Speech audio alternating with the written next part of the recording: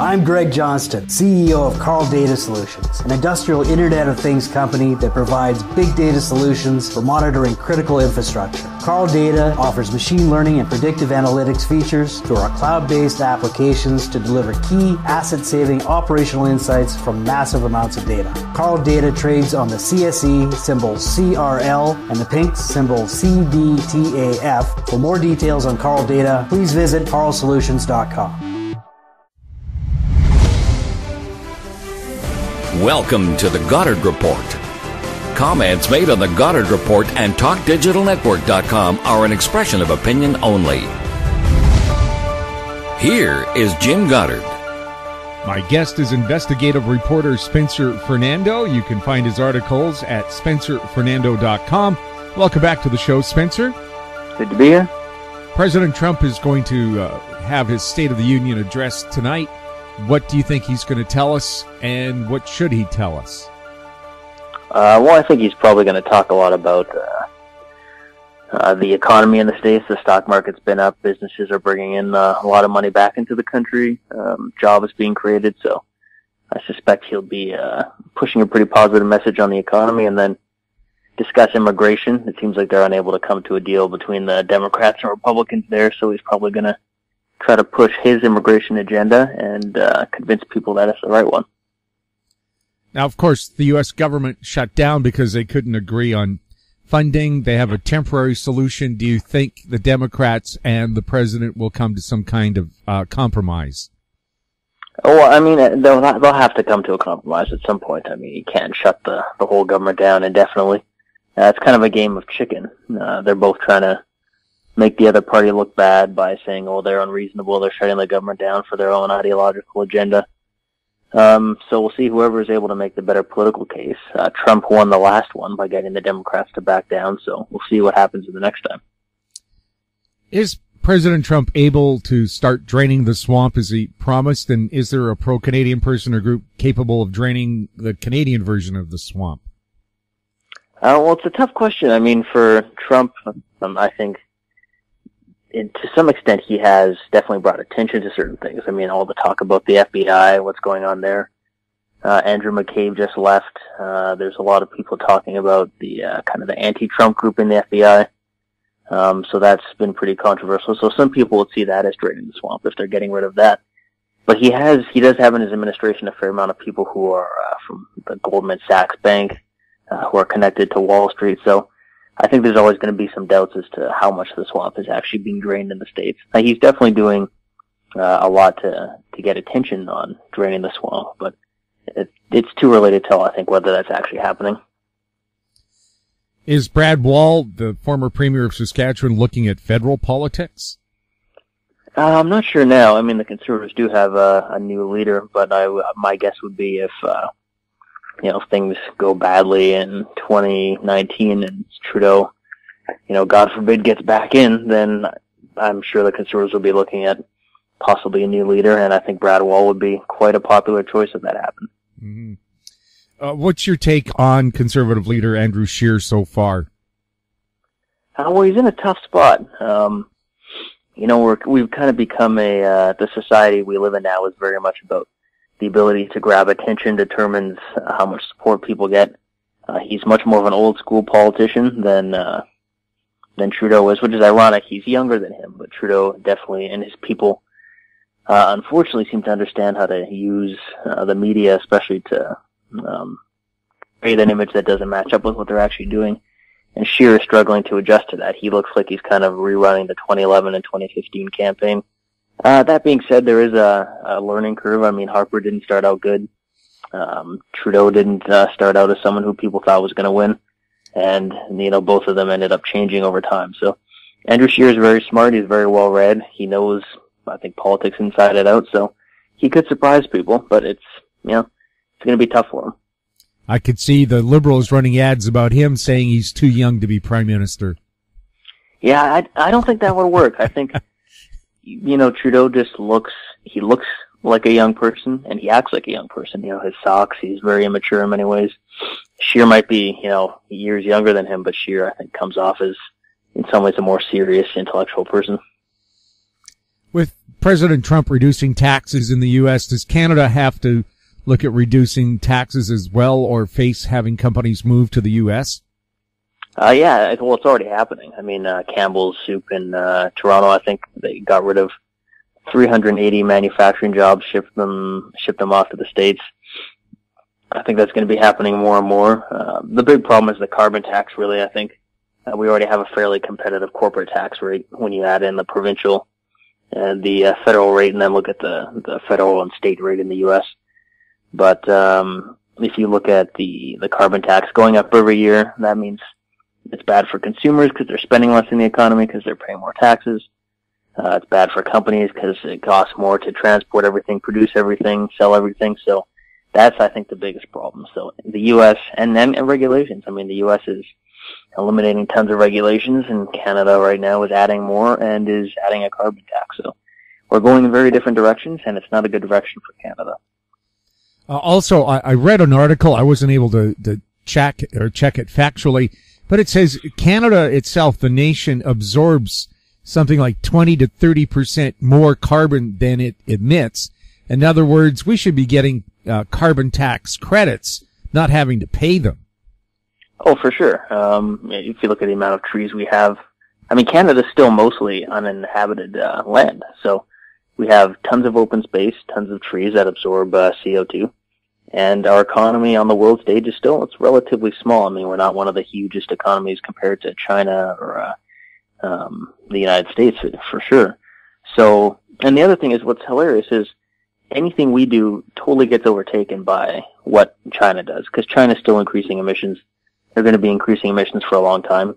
And they're financing the construction of, I think, about 800 or so coal plants throughout different parts of the world, including in China and Pakistan and other countries. So, I mean, our leaders are just being fools if they think that taxing our own people with a carbon tax is going to do anything. And also on the reality front, you can control climate if you can control sunspots, asteroid hits, the tilt of the Earth's orbit, and volcanic eruptions. I don't see taxes doing any of that. No, not at all. And that's why I think the carbon tax is really a fraud. It's, you know, if you look throughout history, every tax starts out as temporary and being for one purpose, like the income tax. That was supposed to be a temporary World War I tax. Oh, there's a war coming, we need to pay for it. It's just temporary, don't worry. And then, of course, it stays forever and it keeps going up. So, yeah, the carbon tax they'll probably rename it one day, just keep getting the money coming in and say it's about another issue at that time. So they just want more money. Is NAFTA likely to survive President Trump's fair trade policy? I think it will. He's under a lot of pressure from a lot of Republican governors in states that want to keep NAFTA. So I don't think it's going to go away. I think there'll be some changes. I think there's probably actually some common ground between Canada and the U.S. Compared to Mexico, because Canada, I think out of the last 8 auto plants announced in North America, 7 of them have been in Mexico. So they've got cheap labor. Their labor standards are way lower than ours. Their environmental laws are way weaker than both of the laws in Canada and the States. So they're able to undercut our workers and our manufacturers and get companies and things there. So I think there'll definitely be some common ground between Canada and the States on confronting Mexico on that. Right, and the Carrier refrigeration plant that actually made furnaces that Trump bragged about saving at the start of his campaign, well, now it's closed down and those jobs are going to Mexico anyway. Mm-hmm. So I think that's another irritant. Yeah, I think that's one of the mistakes that was made by some of the Trudeau government, their overall approach when they talked about, we're in solidarity with Mexico. Canada's economy is structured just much more similar to the United States. So to think that siding with Mexico makes sense, it makes no sense at all. For one, we have very little trade with Mexico compared to the States, and our economy is totally different. So it doesn't make sense. We'll have more with Spencer Fernando right after the break. Arctic Star Exploration, operated by a team of proven mine finders, is focused on diamonds in Finland and the Northwest Territories of Canada. A work program is planned for our Finland property that contains diamond-bearing kimberlite. Arctic Star trades on the TSX Venture Exchange, symbol ADD, and the Frankfurt Exchange, symbol 82A1. please visit our website at arcticstar.ca or call us at 604-689-1799. I'm Brian Fowler, president of Blind Creek Resources Limited, listed on the TSX Venture Exchange, ticker symbol BCK. Blind Creek is focused in the Yukon, Northwest Territories, and British Columbia. The company's key property is the Blend Project, one of the largest undeveloped lead-zinc-silver deposits in Western Canada, plus plans to advance the recently acquired, fully permitted historic engineered gold mine in the Atlan District of Northwestern BC. Check us out at blindcreekresources.com. Welcome back. We're speaking with investigative reporter Spencer Fernando. Spencer, what's happening to the Ontario Conservative Party? It looks like their leadership is embroiled in sexual scandals every day now. Yeah, it seems like a pretty chaotic situation there. It looks like they're going to have a leadership race, although kind of strangely, it seems like there's some people, I read an article, insiders in the party are considering going back in the leadership race. I think that'd be a huge mistake. You've got to give members a chance to vote, not just get some MLAs to pick someone behind closed doors. So yeah, it's definitely a big scandal for them. For Patrick Brown, that's a tough situation. He, nobody knows what really happened. He says one thing, other people said other things, so nobody else was there, so nobody really knows. I do have to say I find it doesn't seem quite right that someone has their whole political career destroyed in a matter of 3 or 4 hours. I think they should have at least given him a week. They should have had the party say we're going to do a full investigation. Should have done a full investigation. If they could back up what was said about him, then, he goes. But if not, then, it's to destroy someone's whole political career and reputation in a few hours. That's quite concerning. Well, noted Canadian writer Margaret Atwood has said, it's pretty easy to sling allegations, but I thought we had a society where you're innocent until proven guilty. Exactly. And the thing for him is the allegations were anonymous, so he doesn't get to even face or directly refute what was said about him. So he got no time. The party gave him no time. And, I think he should have been given at least a week. They should have done a full investigation into it. Obviously, you have to investigate that. But to say that you can just destroy somebody on an allegation that's anonymous, Jagmeet Singh did a tweet about that, or not a tweet, but he talked about that. And he said, presumption of innocence is only for the courts, and we need to believe everybody. Which, that sounds nice. It's politically correct. But the problem with that is that means if someone makes an accusation against Jagmeet Singh, by his own standards, he would just need to resign immediately. So people need to be a little careful about how much politically correct stuff they're saying. It could easily come back on them. Well, also being anonymous, you don't have the right to sue them if it's a lie. Mm-hmm. Because you don't know who they are. Yeah. What kind of impression did Prime Minister Trudeau make at Davos? He did the socks thing, which is, look, you've got world leaders like, Trump and Putin and, Xi Jinping, who, whether people like them or not, they're people who have been, very serious people in many ways throughout their lives. More so, Xi Jinping and Putin in terms of being kind of serious and ruthless people. So I think they look at someone like that and they say, well, this guy looks like he's kind of a joke. He doesn't take things seriously. This is probably a country we can intimidate or manipulate. I think that's just the impression it gives off, especially to ruthless type leaders. And, he went there and said, Canada is open for business, but then also said we're not going to be matching the tax reductions for the United States. So, I don't think he made much of an impression at all. I don't think he got as much attention in the foreign press as people like to think he gets in the Canadian press. Well, I do remember his father sliding down the banister behind the Queen. Mm-hmm. So, it's probably, just like his dad. Is Trudeau a globalist, and what does that mean for Canada? Oh, definitely. Yeah, he's definitely a globalist, and I would say, he cares more about the interests of the global elites as opposed to the interests of Canada. I think he really looks at Canada as just a way for him to get attention around the world. That's all I think Canada really is to him. He has no problem selling us out. His ideology is that of, he says Canada should be a post-national state, which obviously if you're a country and you don't have a common Canadian nationality, you're not really a country at all. which is, I think, what he wants. He wants there to be no Canadian identity, no unifying idea of what it means to be Canadian, no unifying values, and that just makes Canada easy to, get controlled and, get our resources and everything taken, and our wealth taken, and prosperity taken away by global corporations. And I think that's who he really serves. Is Trudeau against free speech? I think so. Yeah, I mean, he would always call it,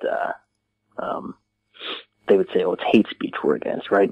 The problem is that you see people, they start to expand the definition of what hate speech is. So, for example, Islamophobia, that's a word that gets thrown around a lot.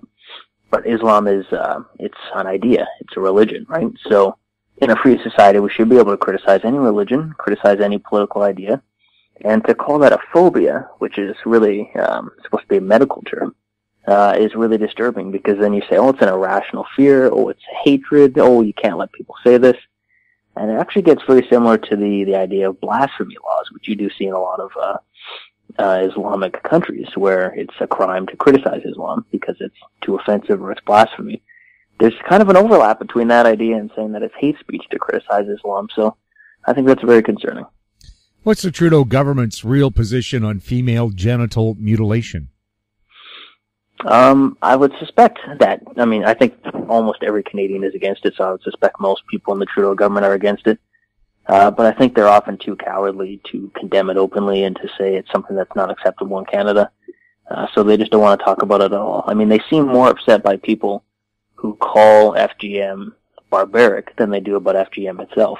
And there have been border agents warning in Canada that there's more, they're seeing a spike in people either coming into Canada or leaving Canada to have the procedure done. So it's definitely something we have to deal with in Canada. And it's really ironic that the so-called feminist prime minister seems to, just have no courage when it comes to actually dealing with some of the most horrible practices against women in the world. We'll have more with Spencer Fernando right after this. I'm Bill McWilliam, president of Cascadero Copper, CCD on the TSX Venture Exchange. Cesium is one of the world's rarest metals with a growing industrial demand. Drilling is underway on our Tehran property in Argentina to prove up a cesium resource. Cascadero's patent-pending leach process has the potential to make Cascadero the lowest cost supplier of cesium in the world. Visit our website, cascadero.com, or phone us at 604-924-5504. In Goddard we trust. Welcome back. We're speaking with Spencer Fernando. Spencer, is the Trudeau government planning a taxpayer-funded newspaper bailout? Yes, they've said they're going to add to the, I think, newspaper or periodical fund. Melanie Jolie, I think, runs that at Canadian Heritage. And they're going to be bailing out, I think they've said, mostly local newspapers. Ironically, many of those papers are still owned by massive multinational companies or large companies, media companies with very wealthy owners. So the idea that taxpayers are subsidizing it is a problem. And of course, the whole idea of the media funding, being funded by the government is nobody thinks the government's going to be giving a bunch of money to people that are insulting or criticizing the current government or have an ideology that's at odds with the government. So, Canada already has a very restricted media landscape. If you look at the big players, they keep all their discussion within a very narrow box of issues that are acceptable and issues that aren't, and that's just going to get worse. Are the provincial Liberals likely to get re-elected in Ontario in the face of all these sexual scandals facing the Ontario Conservatives? I don't, it's tough to tell. I don't think that they're still in a good position, though, the Ontario Liberals. A poll came out right after Patrick Brown resigned, I think the day after or so, and it showed the PCs there with a 15-point lead. I think there's just so much accumulated scandal and really anger at high taxes, high energy costs, the massive debt, that there seems to be, it's kind of something similar to what happened in Manitoba, actually, where the NDP had been in power for a long time, so many scandals, and it got to the point where no matter what the PCs did or said or what anybody else said, there was just, about 65% of the province was just determined never to vote for them in that election. And sometimes there's just nothing an incumbent government can do. That being said, the PCs have shown a remarkable ability to take what looks like an easy win and turn it into a massive defeat. So we'll see if that pattern returns again. Is the new Trans-Pacific Partnership Agreement good for Canada? I don't think the full text has been released to the country publicly, but from what I've heard of some certain groups, auto groups in Canada, and some of the biggest private sector union in Canada are not pleased.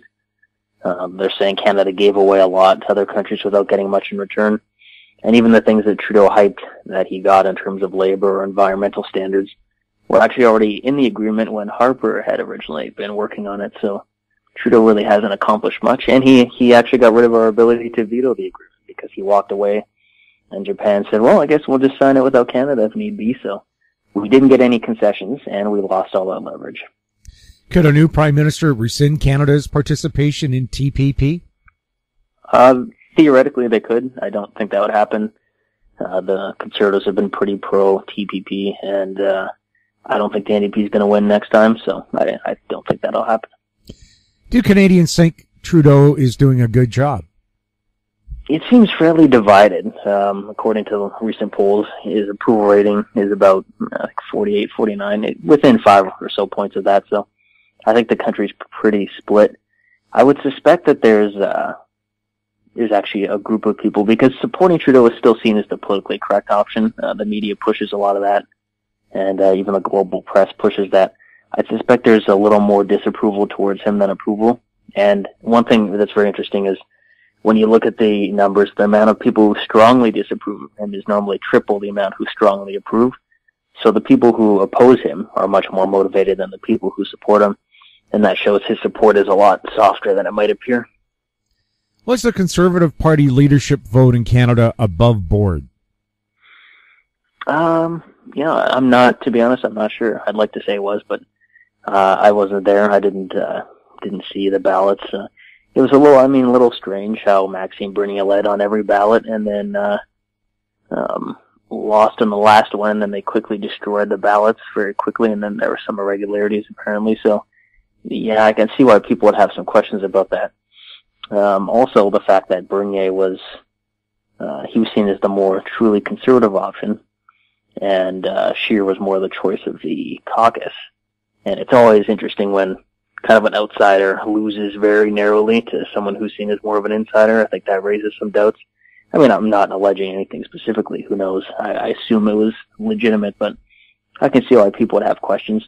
And it seems to be a pattern in Canada where almost every time people have a chance to put an outsider in power, it seems like the party elites of any party really manage to get their own person in there. So we'll see. I mean, Andrew Scheer had a lot of interesting things when he talked about free speech, which I really liked during his campaign, which he seems to have somewhat backed down on. So we'll see what happens. Would Scheer make a good prime minister? I think so. Definitely better than Trudeau would.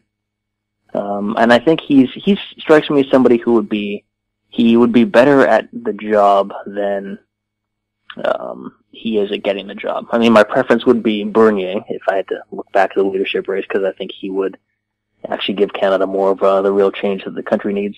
But I think Scheer will also be pretty good, and his biggest challenge will be getting the job. He's very smart, knows government very well. I think he'd be a very good administrator, very good at setting a direction. But unfortunately for him, he's very boring, which is going to make it tough for him to resonate with the public. There's the perception that there's corruption at all levels of government. Whose responsibility is it to investigate corruption? Well, I mean, it's a few people. It's first, the media obviously should be investigating that. There's supposed to be mechanisms within the government that are public, but they're also separate from the control of the government itself that should be investigating. The parliamentary budget officer, for example. But I think a deeper problem with the government is that it's too big and it's too centralized. That's what creates the incentive for corruption in the first place. I mean, if there was more money in the hands of individuals and families, and then kind of going up, more money in the hands of local communities and provincial governments as opposed to the federal government, there wouldn't be one centralized place where so much wealth and power is concentrated, and there'd be less of an incentive for corruption. So we can create all the laws and do all the investigations we want, but as long as the federal government is so big, takes so much money, then I think there's always going to be a fair deal of corruption. Spencer, thank you so much for chatting with us. Mm-hmm. My guest has been investigative reporter Spencer Fernando. You can find his articles at spencerfernando.com. I'm Jim Goddard. If you have any questions for us or the show, you can send them to info@howstreet.com. Thanks for listening. Comments made on the Goddard Report and TalkDigitalNetwork.com are an expression of opinion only. The Goddard Report is available online and mobile at TalkDigitalNetwork.com. The Goddard Report is a production of How Street Media Incorporated.